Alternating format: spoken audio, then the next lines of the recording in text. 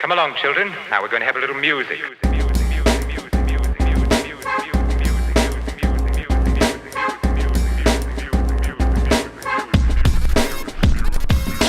This ain't funny, so don't you dare. Yo, what is good? What is up, guys? Welcome back to First Cut Live. This is your one-stop shop, your one place where you're gonna get all the movie news and reviews and the goodies. I am excited because I am here, obviously, with the number one homie, Mr. Cruella DeVille himself, Mr. LeBron James himself. I don't know if that's a good thing right now, but either way, he is here. It's Mr. RB3 in the house. What is up, bro? What is good? It's never a bad time to be a king, so I don't know why you'll say be a king, be the Kings, beating the Lakers in a triple overtime. I mean, you know, Kings. Got a rematch coming up tonight. It was good. We'll see. Yeah, we'll see how that goes. Obviously, LeBron is out for tonight. We'll see how he returns. Health and safety protocols. We'll see how that goes. But either way, guys, we are here and excited to talk about movies. Obviously, no Sabrina for tonight. Give a shout out to her. Give a follower to her at Sabrina X Monica and Sabrina on film. She's obviously a wonderful part of our crew. She's been busy these past couple of weeks, so make sure you give her some love as well. But either way, RB3, I got to catch up with you, man. There's been movies coming out. There's been stuff coming out. There's been shows out and about on the Netflix and on the streaming sites. What has been your bread and butter these past 2 weeks, man? Because I know we had last week off as well because of Thanksgiving week. So what have you been watching, man? Well, I have caught up on some movies. I know Sabrina and I had reviews planned for Licorice Pizza, King Richard, things of those nature. So we are gonna. I'm still down to talk about those. If you're down, I don't know if you saw King Richard or not. I did. Right, I did. Then we could review that. Let's do it. Licorice Pizza too. Beyond that, I've been on a bunch of shows, man. I ain't gonna lie. Caught that show Swagger on Apple TV. I did. I've been watching that too, bro.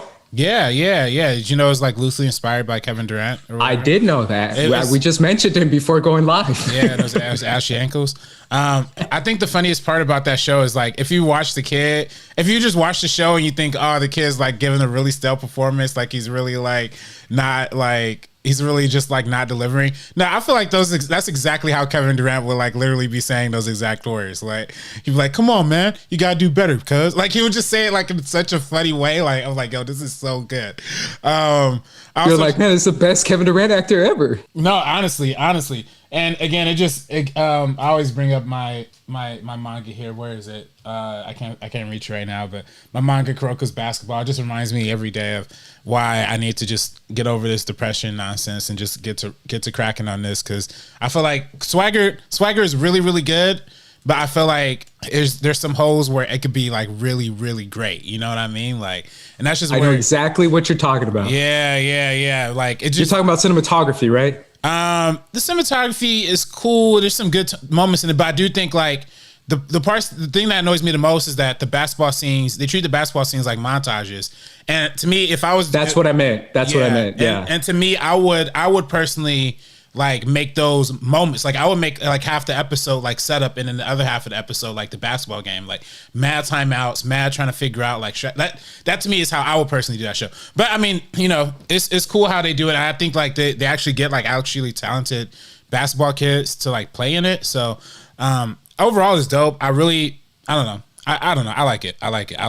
Also, I love basketball content, man. It's basketball shows, anything basketball wise. I'm all about it. Yeah, that's one show, and then also shout out to another show on Netflix that I just so happened to stumble on Saturday night and just ended up binging entirely in one night. That's True Story from Kevin Hart, Wesley Snipes, mad other actors in it. Yo, man, I ain't gonna lie, that movie, it's really a movie. It's really like a 4-hour movie and like broken up into 7 episodes, but it's just funny. It's funny. It's fun. It's like a real crime thriller. Like it's really trying to be like this dark crime thrillers from the visionary behind Narcos, you know.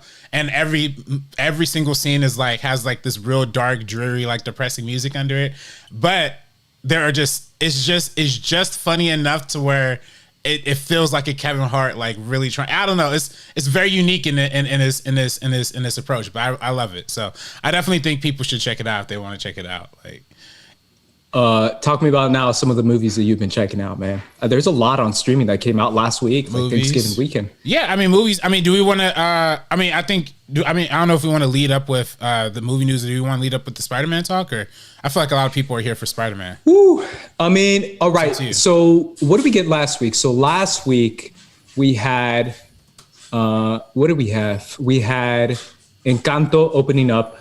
We had House of Gucci coming out this past weekend. And obviously on Sunday, we had the Spider-Man No Way Home tickets reaching a basically no way home point with all the freaking crashing on the sites and everyone trying to get tickets at the same time. Yeah. This is the first major, we talked about this before, man, but we've been feeling the hype. This is the first time we've actually felt hype for like a major motion picture since before the pandemic. This is since like Endgame times, right?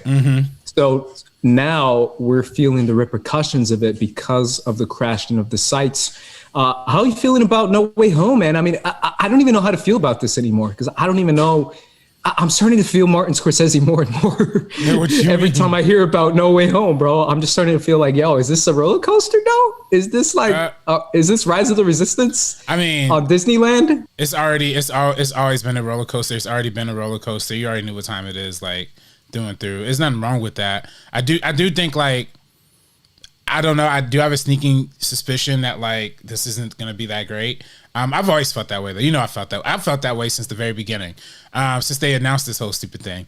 But I do think the hype behind it, you can't get the hype. I have so many people who, you know, men, women, a lot of women talking about like, old people, young people, like my parents. Is Toby gonna be back? They're like, yo, he's back. What? Yeah, Green Goblin? I love Dr. Octopus. You think Toby's gonna show? I'm like, yo, what is this? Like, I've never seen a superhero movie like even more. This is even more hyped than Endgame. I honestly, it's cross generational, man. It's a cross generational movie where people remember where they were in 2002 when they saw the first Spider-Man.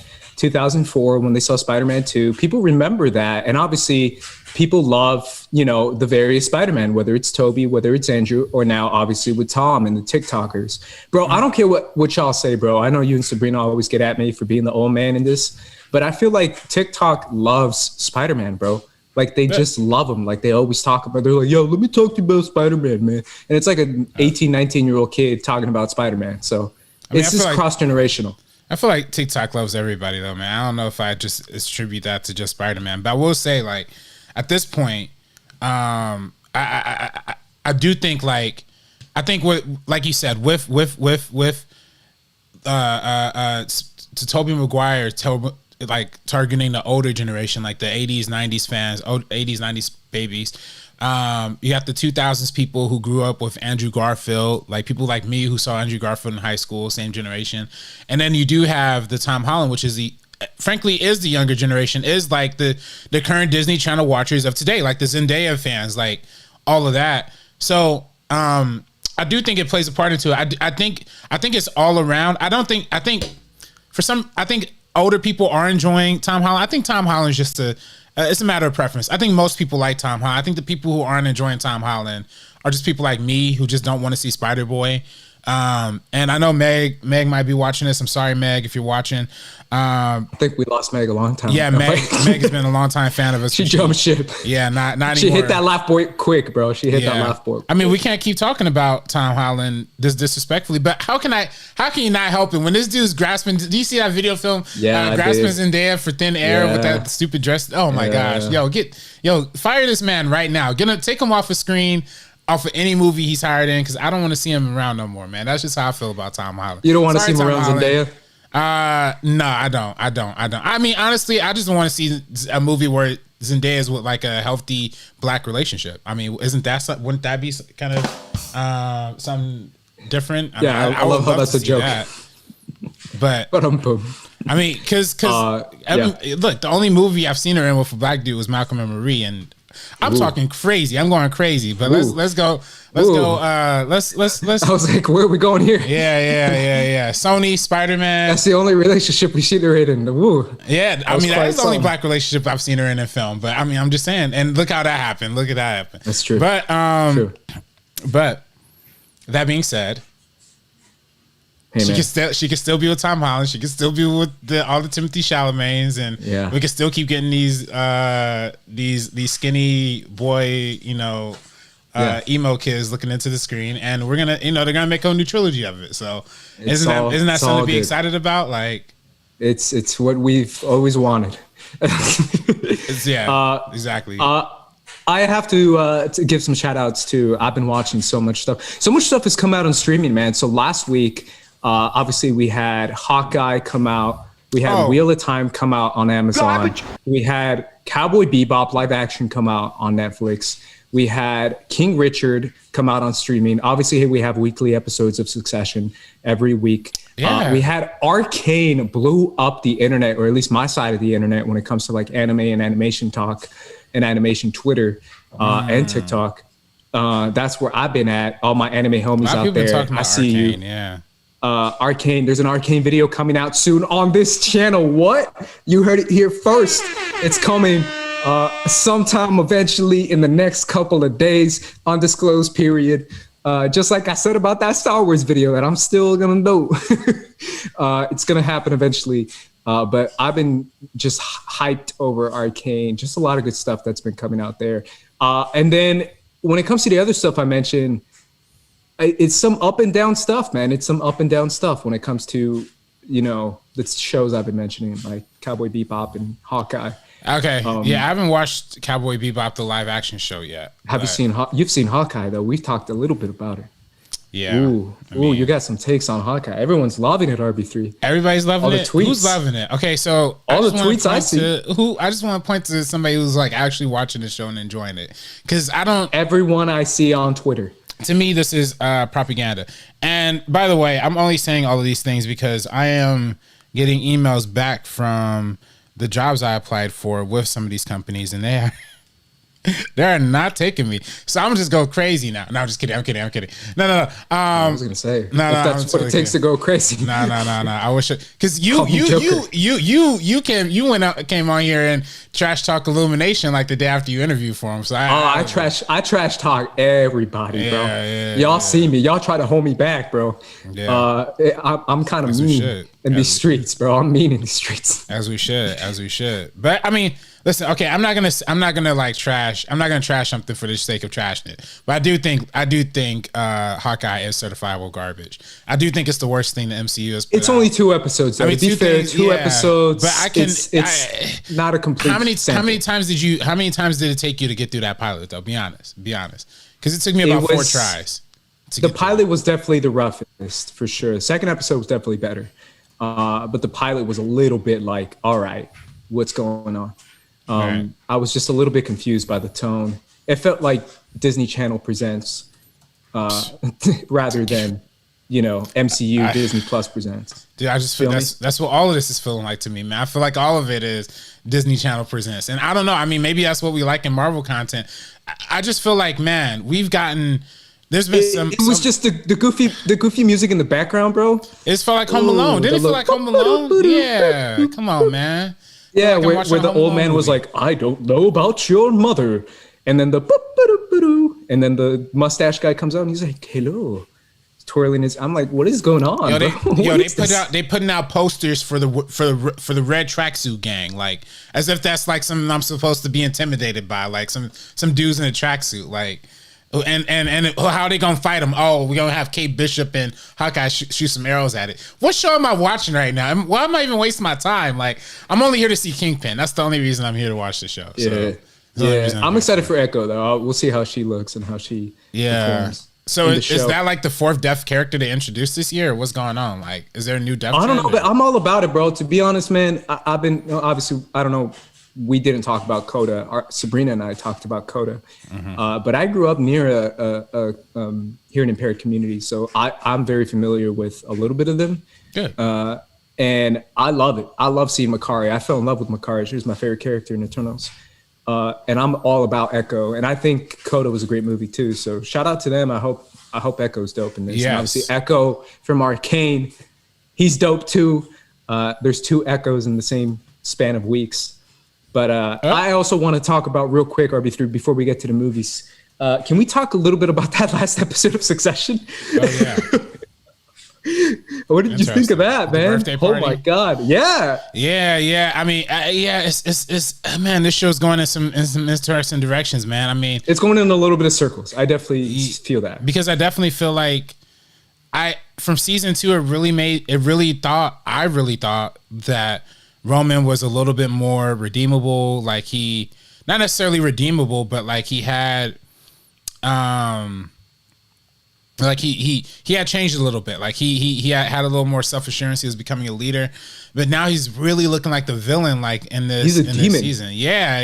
He's a spawn of hell. Yeah, like bruh, he is going way too far. I mean, spoiler alert for like the end of the episode, but he sees his brother like at the most down moment at his own birthday party and literally pushes him while he's down. Like, come on, dog, that is nuts. Like, And I get the whole him, getting sold up into the relationship with his father, and Shiv being put off to the side, and that's kind of gassing his ego a little bit too. But it's too much, man. And even Kendall's not making good choices. Shiv's not really making good choices either. Disgusting. Yeah. Shiv is a monster. Yeah. Everyone's a freaking vile person in this show. There is not a single redeemable character. I don't know who to root for. I don't think I'm rooting for anybody at this point. Like, nobody. Maybe Greg. The whole time I'm like hoping Greg joins his damn grandpa. Right. He's the only reasonable character, is his grandpa and his lawyer. Mm-hmm. But now Greg is all like, oh, well, I'm going to go against my grandpa. And I'm just like, what are you doing, bro? Join your grandpa and like destroy this freaking empire.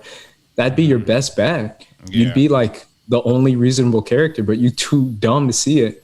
Yeah, Roman is like probably the worst character right now. Yeah. Homie is like beyond a Nazi sympathizer. He is loving it. He's like talking about how men should rule the world and how women should be like a footstool and shit. Like, weird homie stuff. Homie's out of his mind. That show is that episode was wild, man. I agree with you that the season has been a little bit up and down, but that last episode was layered on so many different levels, talking about like, what is the point of life? It was so existential when it comes to like birthdays and, like success and finances and living and politics and money and class and, friendships and relationships and what's real and what's not. We don't even know if Ken's relationship is real with his girl, Naomi.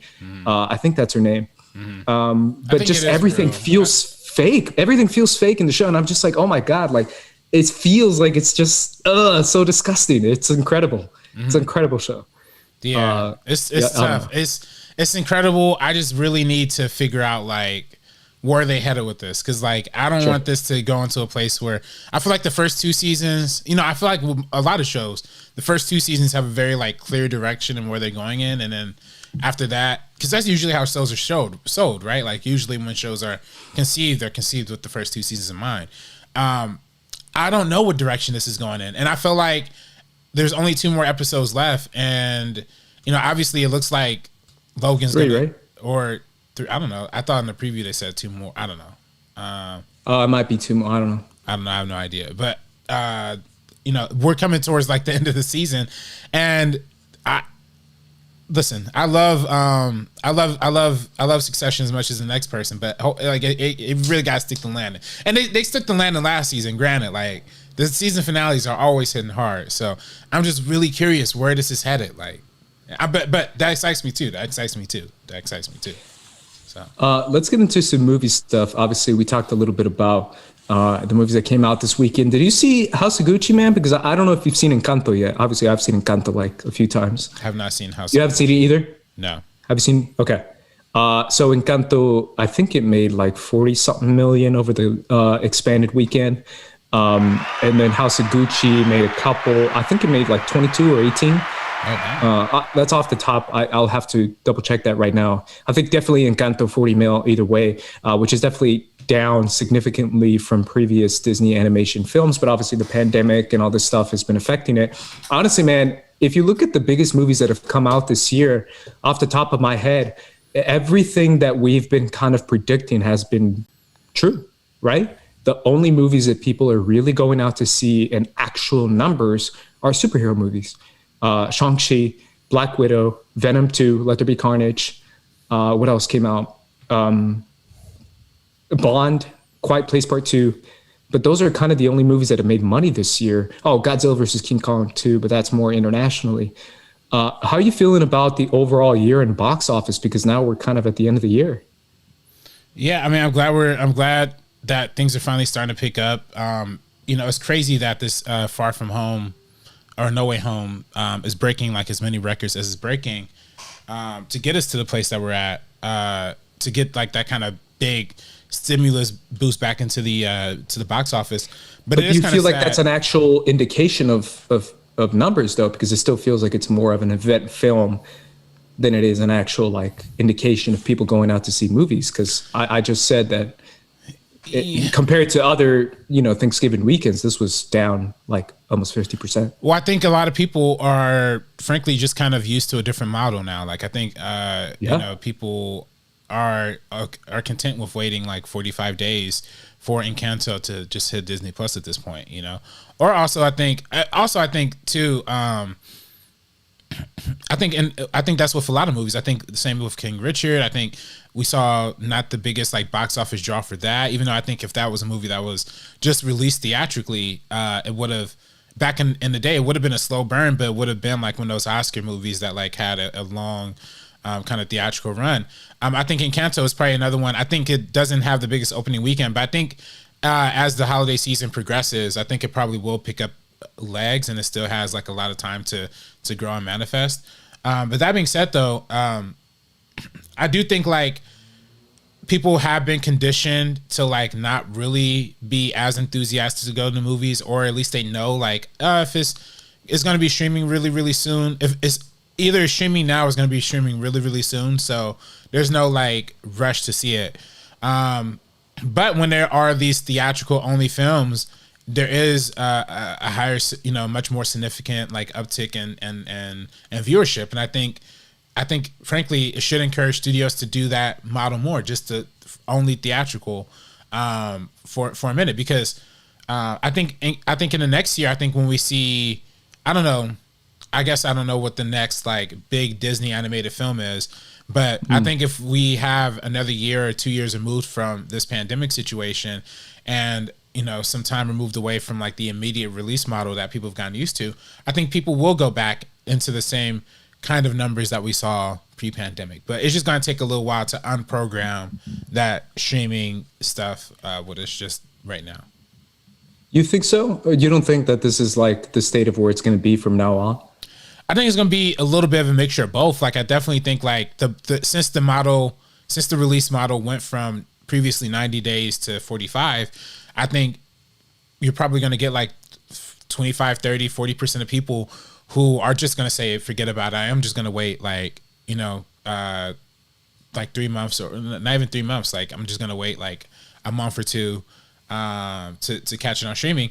But I still think like 60 to 70% of the audience that was there pre-pandemic can get reprogrammed to go back to loving to the movies just as much as they were before things got started. Because I do think there is you talk about all the time, there is an inherent beauty to just going to the movies and being part of that social experience. And I think especially now that we're going to have a big boost and a big jump like Spider-Man No Way Home, I think it's going to remind a lot of people like, oh shoot, this is what I missed. Like, oh shoot, like this is my first time since the pandemic being to a movie theater. Because there's been a lot of people who've been back to the movie since, but this is going to be a lot of people's first time like in a fully packed out house and feeling that energy again. And I think that's going to remind people, oh, okay, this is what I used to love to do. So do you feel like that's going to be the case for anything other than superhero films or superhero type films?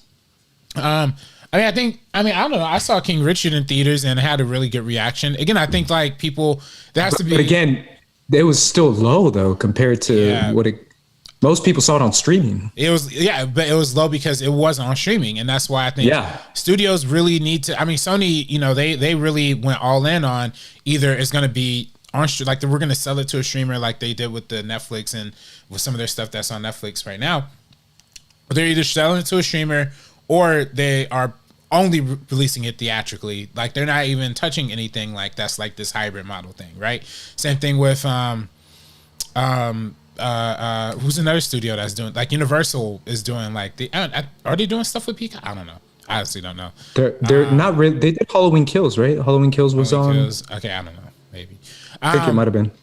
But I'm just saying that I think, like, when there's a full set, like Disney now, like, Disney after Shang-Chi and all that, like the only theatrical model you see, those are the movies that are making money, and those are, they are the superhero movies, but they are the big movies right now. And I think in Kanto, maybe the marketing, they didn't put as much marketing behind. I personally feel like they may have not put as much marketing behind it. I was in the marketing. You were in the marketing. Hey, also shout out to that. I was in the marketing. That's what's up. And that's why. No, stop it. The mistake was they should have put you in the trailer. Should put my face. They should have put you in the trailer, like, with the words. You know what I mean? Yeah, bro. In the trailer, it's like all the white dudes that reviewed it. Yeah. But I think but it was a good film. I think it is good market. I mean, I haven't seen it yet, but yeah. I think there was a good marketing campaign for it. But I think for movies, a lot of big, a lot of these kind of holiday films, you need a lot of backing behind it for that big for that big opening weekend. But I do think it will have legs, and I think high quality animated films usually have legs over holiday season. So. Yeah, the legs, I definitely agree with it. It'll definitely have legs for sure. I'm just not sure if the state of movies are showing us anything other than what we've seen before, which is predicting the market, which again shows us Black Widow, Shang-Chi, Venom 2, Let There Be Carnage, a little bit of Bond, a little bit of Quiet Place Part 2, a little bit of Godzilla, and that's your top 5, top 6 of the year so far. Obviously a couple, major Bollywood and Chinese films up there as well internationally. But for the most part, this is and Eternals too. But Eternals made pretty decent money too, man, when it comes to overall. Yeah. And that's kind of your market for major motion pictures. And now that what we're seeing from Spider-Man No Way Home, we see most people aren't seeing Spencer, King Richard, Come On, these kind of smaller films. Obviously, some of those are in smaller markets. But I feel like for the most part, if Oscar season was rough last year, man, is it going to be rough this year, bro? You don't feel that way? I think it's going to be rough. Award season, I mean. No, I don't think so. I think it depends on the movies that they pick, right? I think if they... What are they going to pick? I mean, they obviously got nominated Dune for Best Picture. I think that would be obvious. Dune is like the only good one that they have so far. Everything else to me feels like, has anyone seen any of these movies? I mean, my Best Picture list will be much different than probably their Best Picture list, but I don't know. I mean, I'll probably put Shang-Chi up there personally too. But what came out this year? I mean, is there any Best Picture contenders that we've seen so far? Like, so the Gotham Awards were, I think, either last night or 2 nights ago. Okay. But there was some love for a Netflix film with Olivia Colman. I forgot with Maggie Gyllenhaal and Olivia Colman that got a lot of love. There was another film called Mask that got a lot of love. There was a film, the Joaquin Phoenix film, Come On. Spencer is getting a lot of love. King Richard getting a little love. These are kind of your contenders so far. Mm-hmm. Nothing. That's not that exciting, right? I don't think that's anything. I mean, exciting. King Richard's exciting to me. Again, I think if it wasn't, I think a lot of people did stream that movie though. Again, they got to put out these like streaming numbers. Like they gotta stream, yeah. I think and I think, we're going to be talking about a lot of streaming movies. I know Helsing mentioned Tick, Tick, Boom. That's a Netflix film. Another movie mentioned the Olivia Colman film, Netflix. Netflix got some mad contenders coming out. Licorice Pizza, which Helsing, you're onto something here, which we're going to be talking about and reviewing here. Well, at least I will be, hopefully. But yeah, I mean, we got some good movies, but I don't know. I guess they're not like the most like box office but I don't know. The best picture category hasn't been box office for a minute, so I'm not necessarily putting that on them. I just don't know what a clear front runner looks like. But I feel like box office at a point. I don't think I even pointed a question to you last week, or was going to. Was that does box office? I don't think box office matters anymore. It's more about, is the movie even seen at all? Like, how do you even measure if a movie has been seen? Like, I still am convinced that not that many people saw last year's winner. Shout out to Chloe Zhao. No Man's Land. What was her? No Man's Land. That's what it's called. Who saw that movie? I did. Like saw it seriously. twice. Yeah, but I'm saying like overall, who saw that movie? Like not a lot of people got a chance to see that. And I just feel like more and more we're rewarding films that like 5 people have seen, or like even Licorice Pizza, like as much love as you're going to give it or people are going to give it. Who saw that movie? People in LA and people in New York. Well, That's it. Well, I mean, hasn't come out yet, though. Hasn't come out yet. I know, but it's like, come on, man. We really going to do this? We going to reward films that have been seen by like 10 people? And that's it. Yeah, Licorice Pizza will be seen by more people. I mean, I'm not gonna put that on it because it hasn't been released yet. I think I definitely. I mean, it will be. I mean, dang, it will be. Yeah. I mean, what you mean? Paul Thomas Anderson movies. Talk to me a little well. bit about it, man. I'm curious to hear a little bit about your thoughts on it. Yeah. So Licorice Pizza. I got a chance to see that with. I got a chance to see that on Sunday. Yeah, Sunday with Sabrina. Alex Marzonia was there. Shout out to Alex. Brandon was there. A good friend, Mikey Chu. So it was a really good time. I ain't gonna hold you. I'm gonna be 100% transparent here. I was told the movie time was 12:45, but when I got to the theater, the show time said 12:30. So I walked in a little bit confused at 12:45 because I didn't know exactly like what was happening. So I did miss something. That being said, though, whatever, it happens. I'm not, there's probably a nice, I think there was like, I was told there was a nice like fancy one take dolly shot that happens. That's what I missed in the beginning. Otherwise, of what I saw of the movie, I really, really enjoyed. It's a really sweet romance film that is, a little bit questionable when it comes to like the morality of it. I was gonna say romance. Ooh, yeah. I mean, it is romantic, but it's sweet, but it's a little suspect too. But overall, it's a nice homage piece, like a nice like love letter to Los Angeles. I know we say that a lot too. Like these filmmakers get caught up in like their like nostalgia in their childhood and like to make movies that remind them when they're kids. This is definitely one of them. So it's a nice love letter to Los Angeles, like Once Upon a Time in Hollywood or whatever, all these other movies. But I do think it does it very different. Like, I think Once Upon a Time in Hollywood was very much like a send up to like cinema and, all these other things and, other movies that pay homage to this old school cinema thing does it in a very particular way. This doesn't necessarily feel like a film that's throwing back to an era or a film that's throwing back to a, like a genre. It just really just feels like a slice of life. Like it literally just feels like a few days in the life of our main character, who, if I'm not mistaken, let me get the actor's name correctly. But if I'm not mistaken, he might actually be the son of Philip Seymour Hoffman. Let me see here. Let me make sure I confirm that before I say anything blasphemous. But yeah, overall, and then plus the main actress, Alana. What's her name? Alana Hamm. Is that her name? I think so. Yeah. Alana Hamm was also really fantastic in this movie. Like she really like sold the crap out of her character. Like, and she just felt like truly, truly dynamic. And yeah, Cooper Hoffman was the main character. I'm the main 15-year-old kid. So I'm not mentioning, I'm kind of like dancing around like why it's a little suspect. The main character, Cooper Hoffman, who he's a 15-year-old. He's 15 years old in this movie. And he is hitting on who used to be his babysitter and is now like kind of his business partner in a lot of ways. Anna Hamm's character, who is her character's name is, I'm trying to get on Wikipedia. I think it's her same name, Alana, right? Alana. Okay, cool. Great. Good to know that. Again, I only saw the movie once and I was 15 minutes late. But yeah, it's set in like San Fernando Valley, 1973. So it has like that real like classic feel. Shot like we got to see it projected on like 70 millimeter. So and I believe it was shot on film on 70 millimeter too. So you could really feel like that old school kind of texture to it. And yeah, there are mass send ups to like real life personalities who we are familiar with.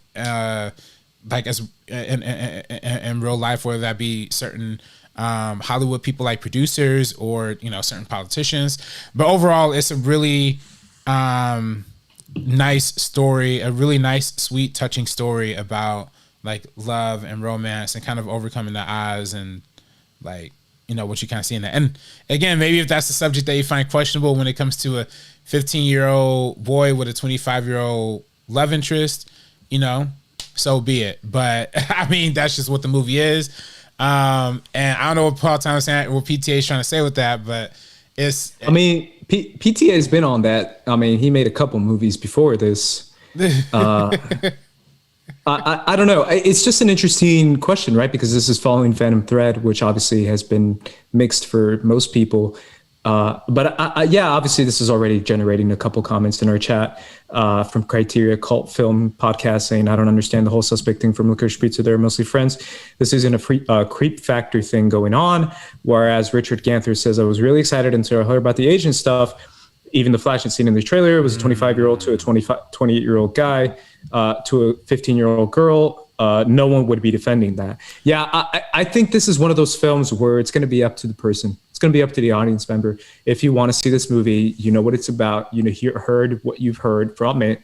It's your decision if you want to watch it or not. Do you want to watch it and then make your own decision whether you're put off by it or whether it is highly offensive or whether it is more of a creep factor thing, a suspect kind of messed up situation, or whether it is more of a, you know, wink at the camera, not really, kind of, but sort of, but not really, just playing around kind of thing. And it's more of a dreamlike quality, which I've heard before from people who've seen the movie. It's just kind of up to the audience member. I mean, you know, I totally feel the same. If you see it and you feel like that is very much like something that shouldn't be on film, then I agree. Then nobody should tell you how to feel. Right. But if you see it and you feel like, you know, all right, I saw it, I see what it's about, and maybe you feel like the artistic value is still there, then maybe it is. It's going to get a mixed response, but I feel like that's what film should be. It should be nuanced. It should be mixed. Right. It should be a conversation. And it's not like something the film like shies away from either. Like they definitely like lean into that fact like multiple times throughout like the film. So I kind of feel like talking about it. Like there's no way I can't review the film without spoilers. Without spoiling that. We'll do a spoiler review eventually. Yeah. But I mean, I don't know if there's anything really to spoil. I mean, it's just like it's a slice of life film. It's a nice slice of life film. Okay. But is that Oscar worthy? To go back to the initial question. Do you feel like that's Oscar worthy? I think if they're going to nominate a movie like Once Upon a Time in Hollywood, I think this is definitely like nomination worthy for sure. Because I think Once Upon a Time in Hollywood is a little bit more Hollywood exploitative. And this one definitely exploits Hollywood in a very specific way. But I think the way that it does it is like really, really funny. And it pokes fun at somebody who like we're all familiar with. And I'm not going to spoil that. But I do think like, I think this movie feels a little bit more authentic. I think it feels a little bit more, to me personally, it feels a little bit more like artistically true. And there is a little bit more scatterbrainness that kind of happens. Like PTA obviously loves dealing with like multiple storylines and multiple characters. And like this movie is kind of narrowly focused on these two characters, but there is the occasional like drift off or like kind of like what's this character doing here? Like kind of thing. And to the Asian stuff, there is one, I do like, you know, like we talked about this with Alex and Mikey and all that, like after the movie, there is That's really bad Asian joke that is in this movie, like really, really bad. Like, and I don't know, like how did they vibe to that? I'm curious. I mean, there wasn't vibing with it. I mean, like very. But did they like the movie overall? I mean, I don't want to speak for them, but I think they did like the movie. I think. Okay. I don't know, but I mean, because there's obviously me, right? There's been a couple people who, if there's one scene that is too much, that'll break it for me. Right. I'm that way. I know some people can be that way, at least when it comes to like, race stuff, especially if it's against your own race. Right. I've seen some stuff where people got mad at me for, I don't want to name the show, but where I see it and I'm just like, I'm good. I don't want to support this kind of stuff. Right, I just won't. No, I wasn't that. But I when it comes to certain content, if they show you their face in one scene, I don't care what the rest of the movie says. If you tell me that's who you are, But again, I haven't seen the film, so I don't know. Right. It just felt like very isolated. Like that was the one thing, it was definitely easily a scene and a joke that like had really no purpose in the movie, and like other than just shock value, which I think in the like early 2000s or like late 90s, that scene would have like hit and it would have been like a riot in the theater. I think when we saw it, like it was like 50-50, half laughed and then half were like like kind of thing. I think when it gets to that level, like maybe we got to reconsider some of these jokes. And by the way, like if you watch some other PTA movies, there are some like small, like, you know, Asian like jokes or characters that are a little like on like toe the line just a little bit, but it's just one moment and one scene in this movie that is like, okay, wow, that's crazy. Unless there was more things that I just didn't pay attention to. There's probably more things that I didn't pay attention to, but yeah, that's crazy. Yeah, I definitely feel like you can have comments like John Lee saying, I'm probably not going to watch Licorice Pizza. The idea sounds kind of creepy to me, and I'm Asian, and I definitely don't want to see a movie with a white guy doing a racist Asian accent. Oh, I guess that's what it is. Yeah. I didn't know what it was. But yeah, it's your choice. If you definitely don't, if you heard about it and you don't want to see that, I definitely feel like you shouldn't. If you are agreeing with Criterion Cult Film Podcast, who says, you know, you just see it in context, maybe it might be different when it comes to the other stuff, then yeah. Let's move on to King Richard, man. King Richard came out, obviously the box office wasn't the best, but again, streaming and box office, it shouldn't count. Like it just shouldn't count in my opinion. Great movie, most people are not, like, seriously, man, if I'm being real, and I know you're different, I know we're built different. Most people aren't built this way. But if most people say, hey, do you want to watch a movie tonight on HBO Max? It's called King Richard. It's about Serena Williams' dad and how they got into tennis. I'd be like, yeah, let's do it. Versus, hey, do you want to pay $20 to go drive out to watch it and find parking and deal with it and do all this stuff and get dressed and go here and go there and grab. I'm just like, you know what? Nah, I'm good. I'm going to pick watching it for free on HBO Max on streaming. And I think that's how most people saw this movie, man. But tell me your thoughts, man. What did you think about this film? I saw it as soon as it came out. So I'm assuming we saw it around the same time because I saw you tweeting about it. Yeah, no, I did see King Richard the Sunday it came out. Me and my moms went to see King Richard together on a nice Sunday afternoon kind of thing. We ate some steaks, which was really nice too. So yeah, it was, you know, it's definitely I really enjoyed it. Like as somebody who I know of like Venus and Serena Williams because of obviously they're two of the greatest athletes of all time, both Compton natives, and also just, you know, dominating in a sport that is historically been racist, just outright, and how they've been dominated. I mean, that's just, you know, the classic example of how when black people get into any sport, we just take it over. So yeah, they're like the prime example of black excellence, and I haven't not been big fans of them. Now, that being said, though, I didn't know much of their story. I didn't know about how much of a role their father played into their success. And I also didn't know how young they got started into this whole tennis thing. So learning all of that over the course of this movie was a big learning lesson to me. And ultimately, I think that's why the movie succeeds in a lot of ways. I really enjoyed King Richard. To me, it's one of my favorite movies of the year. And I think the way it portrayed, I think it's one of the very few movies that, like, for one, portrays black fatherhood in a like powerful and like reasonable and a non-exploitative way. It portrays the city of Compton in a not like totally crazy gang shoot up all kind of way. Like there is like some level of gang violence in there, of course, because that's what the environment is, especially during that time period. But it's not something that like makes it like over the top and like insane and traumatic or like poverty shaming. And it also shines, you know, even though it is called King Richard and it is about like, you know, it is mostly about Will Smith and like the father. I think there are a lot of portrayals of strong women throughout the film. Obviously we see Venus a young Venus and a young Sabrina portrayed, but Ingenue Ellis, who plays like the mother figure in the throughout this movie, has a very dominant voice throughout this entire film as well. So I think it's really, really good. I really enjoyed it. I hope that it does get recognition, at least like Will Smith's performance. I think he's really good. I do think his performance is really good. I do think the accent is a little like, what's going on here? But that being said, I think he killed it overall, and I'd be happy to see him get recognized for in the best actor category for sure.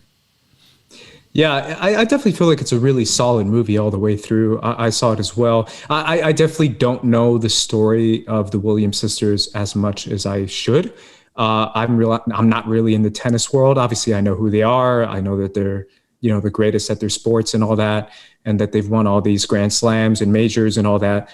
I didn't know that much about the father. It's very interesting that the way they portray this overbearing father figure in this film compared to how we've seen before in other films or in other documentaries. We just saw, or I don't know if you saw RB3, but I saw the Tiger Woods documentary. And that's basically the same thing, the way that, he was basically bred to be a golf star, just like these Williams sisters were basically bred to be these tennis stars. Like you said, they were brought up, put in the sport at a very young age and trained every day. And the only sole purpose of their life was to be tennis stars. It's spelled out for you pretty blatantly, even in the film, where the dad is like, yeah, that's the plan. I made the plan. This is what we're doing. You're going to be tennis stars. You're going to be millionaires. You're going to do this. You're going to do this regardless. Like, those expectations are so damn high for such little girls that it really is a balanced conversation of like, is this, borderline too much? And obviously we've had that in present time. Shout out to LeVar Ball. Never lost. With the Big Baller brand. That's got to be next. And the Ball brothers, and putting them through, all this stuff and all the show. And he was a very big showman. And apparently, Richard Williams was very much like LeVar Ball when he was like on the media, getting a ton of interviews and talking crazy and being like, yo, my daughters are going to be the greatest ever, and all this kind of stuff, kind of like LeVar Ball that we've seen before on ESPN and First Take and all that. So obviously I've remembered that, but most of the time when we see these examples, we see them in negative connotation. In retrospect, people have kind of turned a page on LeVar, especially after they literally just played last night. Shout out to LaMelo and Lonzo playing against each other last night, Bulls versus Charlotte. Lonzo got the better of him. See, my Lakers ball jersey doesn't look so stupid after all, huh? Yeah, but it's on the Lakers, so a little bit. It's even more historical. But I do feel like it is an interesting conversation to be had, especially the way the movie presents it. It still is not necessarily portraying Will Smith as like necessarily, I don't know if you feel like he's necessarily a hero in this movie. No, I didn't feel that way. Nah. I felt like he was a little more gray. I still was a little bit like, oh, bro, you still took it too far. Yeah, I think that's why I really enjoyed it. I think it was a nuanced thing. I was in the Twitter space. Actually, talking about, I know Twitter Spaces, we gotta get rid of those things, right?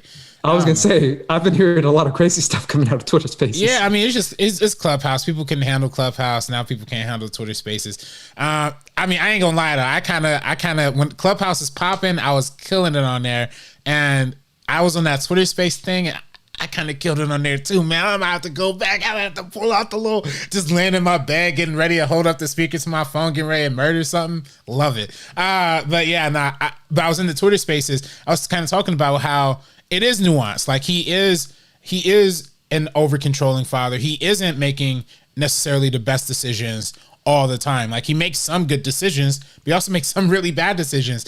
And it ultimately leads to Venus, and it leads to both his wife having to be like, yo, for one, stop making decisions without talking to me about it. Like, that's just, you keep crossing the line. I'm not gonna take it no more. And I gotta tell you about it. And then that whole scene where she like breaks him down, like, yo, you thought you was some broke dumb. Da-da-da. I'm like, yeah, yo. She's like really breaking them down. Yeah, I bet you.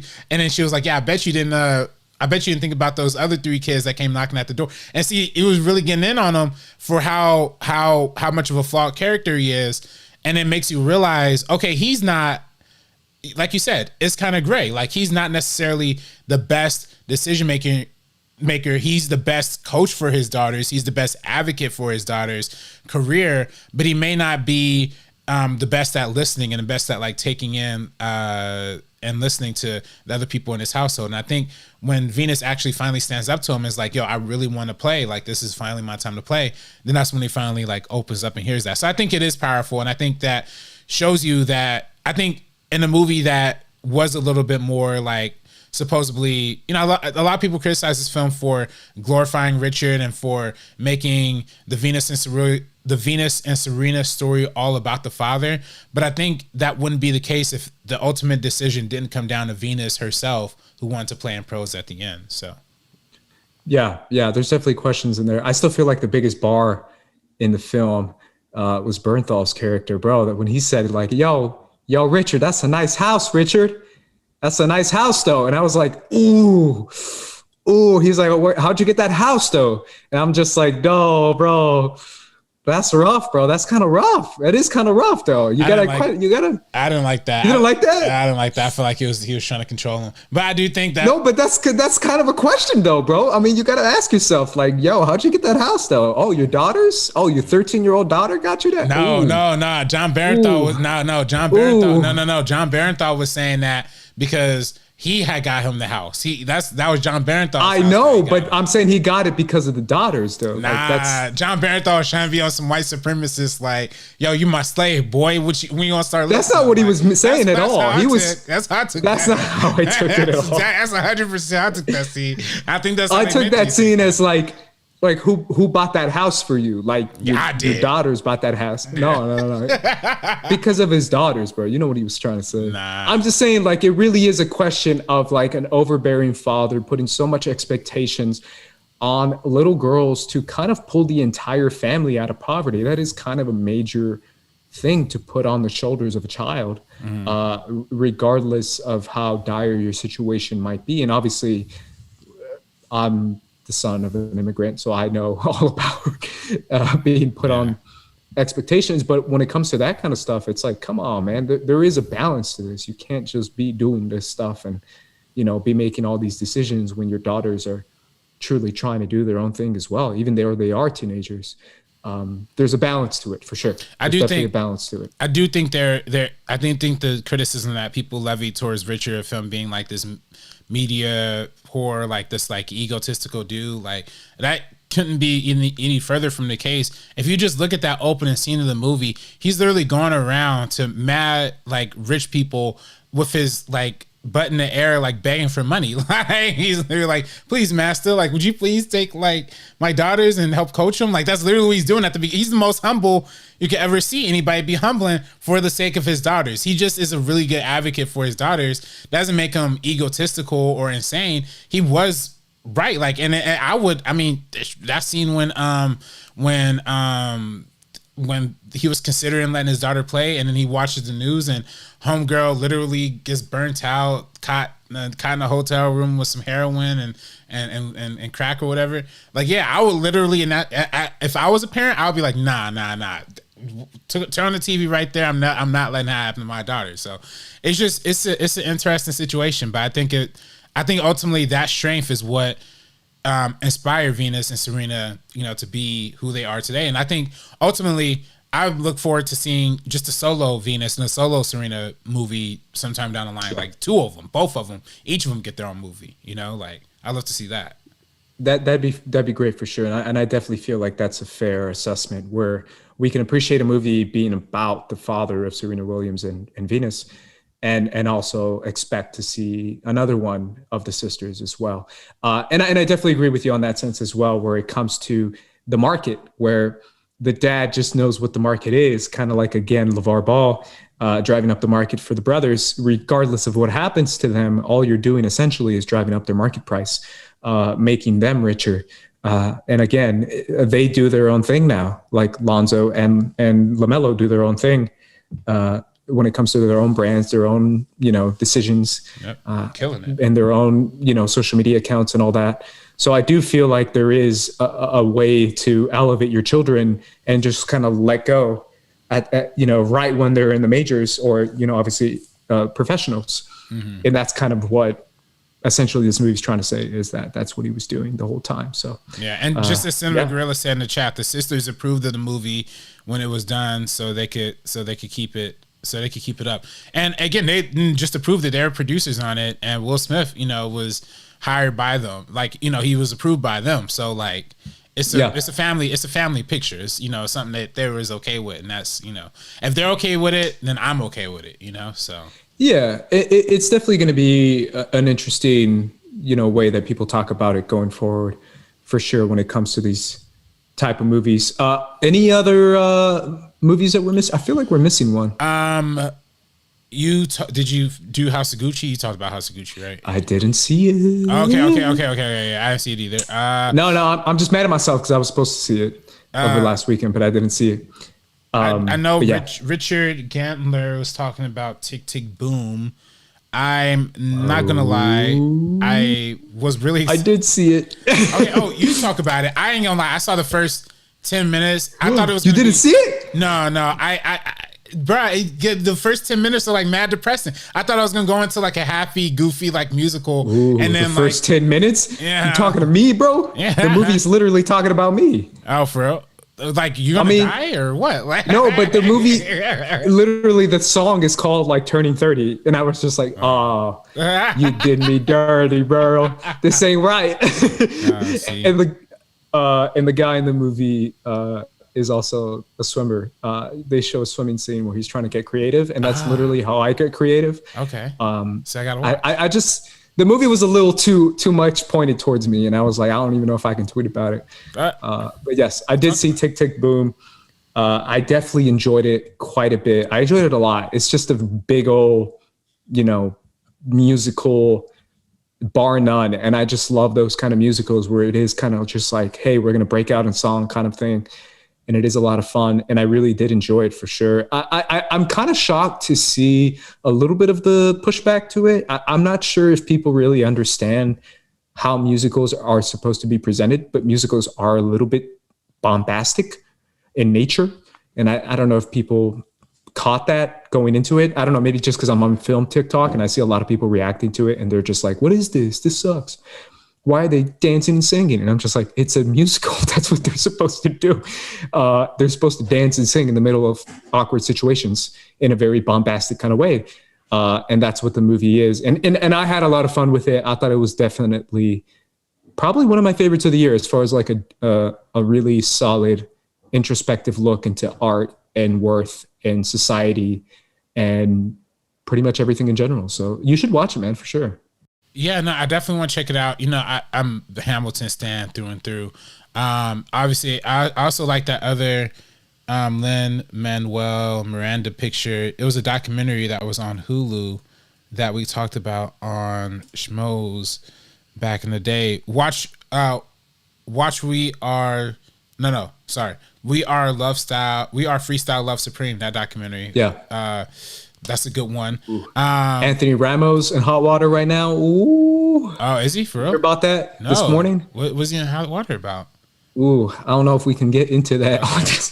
Well, I don't want to judge up something, but he broke up. Oh, you looked it up? Oh, he broke up his engagement. Ah, dang. I mean, we don't know if it's unless you have updated news. I don't know if it's broken up, but there's definitely some spice in the water. Hamilton's, I don't know, spice in the water. Yeah, it says Hamilton's Anthony Ramos and Jasmine Cepers Jones break up after 6 years together. Dang. Jasmine, you remember her in Hamilton? I do. Wait, who's she? Now's your chance, bro. What's that song called? I'm Not Gonna Miss My Shot. I'm not gonna miss my shot. Yo, that sucks, man. Yo, I'm not gonna miss my shot with Jasmine. No. Hey, miss your shot, man. He gotta get a chance to get her back. Like, this guy, something gotta work out here, man. I don't believe in 6 years of love just all going to waste. I mean, it's apparently pretty bad. Yeah, man. Come on, man. When you queen back, Anthony Ramos. Come on, man. It's not too late. It's not too late. Hey, yo. But that's it's a good movie, and I really do feel like you should check it out for sure, man. But I do feel like that's kind of it when it comes to movies that have, at least I've seen it, that I've come about. Do you think Lin-Manuel Miranda will win an Oscar this year? Ooh. Between That's Encanto interesting. and Yeah, because Encanto, I don't know if it counts, because it's technically not his music in this. So I don't know if it counts for this, but obviously he'll still get a directing credit. I don't think he'll be nominated for writer director. I don't know if he could be nominated for it. Maybe there's so many musicals that have come out this year. I think Best Song is going to be a banger this year, because of all the musicals that have come out this year.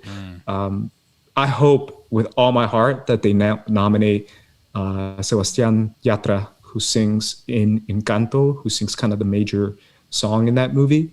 I hope they nominate his song for Best Song, but I do feel like this is kind of the year of musicals, right? We had In the Heights, we have West Side Story coming out. Yeah, people. We have Tick Tick Boom, Encanto. A lot of people saying it's good.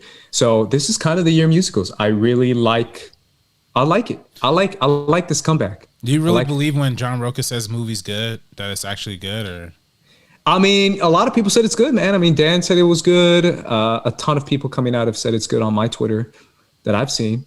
So we'll see. I don't know, man. Just some reason. We'll see. Some reason it just feels like a cold, nasty Spielberg remake for me. I just don't know, but soulless. We'll see. Soulless. For some reason I watched the trailers and I just can't feel any soul in it. But I mean, maybe I'm wrong and maybe it is a masterpiece. But wouldn't that be crazy if a year of In the Heights, Tick Tick Boom, and West Side Story is ultimately the one that gets like the Best Picture nomination? Like, wouldn't that be something? It probably will be. Probably will be. I ain't gonna lie. Honestly, I'm putting all my marbles into Dune, bro. Give it all to Dune. To win? Give him all the awards. Just give them all of them. Oh wow! Everything, bro. At this point, it's definitely not. At this point, from everything I've seen, I'm just like, come on. It's not going. Just give it to Dune. It's never going to win. They'll never let Dune win Best Picture. They'll definitely nominate it, but they'll never let Dune win Best Picture. I think they'll probably give it to either they'll give it to The Last Duel before they give it to Dune. If I'm being real with you, you know what I mean? Like, I just don't even. Yeah. What do you think they're going to nominate for? Like, who do you think is the front runner for Best Picture right now? I mean, that's what I'm saying. There's Dune? no front runner. There is no front runner right now. That's what I was trying to say the whole time before. Spencer? Come on. Netflix movie with Olivia Colman and Maggie Gyllenhaal? That's kind of grim. It's kind of sucky. I don't know. I just don't think there's any front runner, which is why to me, I'm just like, dude. No. We gotta be hyped for The Tragedy of Macbeth coming out on Apple TV though. You ain't hyped for that? With Denzel, directed by Joel Cohen. Francis McDormand. Nah, I ain't gonna lie. That looks like the coldest trailer I've ever seen. Like, and it's in black and white. Didn't even hear about it. Nah, that Denzel Tragedy and make some Shakespeare with the Coen brothers. Bruh. That's gonna be different. I don't know. That's gonna be different. Come on, man. Come on. Haven't even heard about it. To be honest, just nominate Small Axe. Just do it. They should have. Just make it legal for this year to be Small Axe worthy, and just give it all to Small Axe. I'm serious at this point. I'm not even joking. I think like I don't even know how this works, but I don't know what happened last year with the confusion of Small Axe and if it's a movie or not. But at this point, it's like, bro, you know what? All these streaming films, just give it to Small Axe. Figure out a way. I'm looking at Variety. It says #1, the Best Picture contenders, Belfast, that Kenneth Branagh movie. Yeah, I still gotta check that out. Black and white. It didn't look that special, but okay. #2 is King Richard. So shout out to King Richard. I saw it. Good for that. #3, The Power of the Dog. I'm guessing that's the one for Olivia Colman. I heard about it. Yeah, okay. That's the one with Jane Campion. Who? Jane Campion. Oh, okay. I thought you said another name. No. Dune. No Way Home leaks. Dune #4. Being the Ricardo. I don't even know what the Being the Ricardos. I don't even know what that is. #5. That's the Lucy movie. Oh. I love Lucy. Who's in that? Kate Blanchett is playing Lucy. Okay, that's gonna be fire. I think. Or is it Nicole Kidman? If it's Nicole Kidman, it ain't gonna be. It's 50-50. It's Nicole Kidman. But if it's Kate Blanchett, it's a guarantee. It's gonna be fire. Yeah. Tick Tick Boom number 6. Listerine Pizza number 7. See, all these you can already stop, bro, because all these are just not. I've seen all these, and they're just not that special. Bro, Listerine Pizza is good, and Tick Tick Boom is good too. I mean, I haven't seen it. I love how you keep calling it Listerine Pizza. That's almost even better. I remember those Listerine. Remember those Listerine things you used to put in your mouth and used to smell your bread good? The strips, bro. Definitely. But I feel like there is just no front. They just all are kind of like, all right, kind of movies. I haven't seen Power of the Dog. I'll see that. Maybe that's great. Yeah. But yeah. Anyways, man, that's going to close up the show for today, at least for me, just because I got to hop off. But thank you so much, guys, for tuning in, for the conversation, and for the chat. So we appreciate everyone. And again, guys, give a shout out to Sabrina. You can follow her at Sabrina X Monica and Sabrina on Film. RB3, where can everyone find you? You can follow me on Twitter and Instagram. I'm not talking about Listerine Pizza, and talking about Licorice Pizza. And you can also follow me on Twitter and Instagram at Director RB2. You can follow me at Squad Leader Race, guys, and obviously here at First Cut. Follow us here if you haven't done so already. Subscribe to our channel. Follow us at First Cut TMO. And thank you so much for tuning in, guys. We will be back probably next week on a Tuesday night. Either way, guys, for the First Cut crew, we are peacing out. Peace.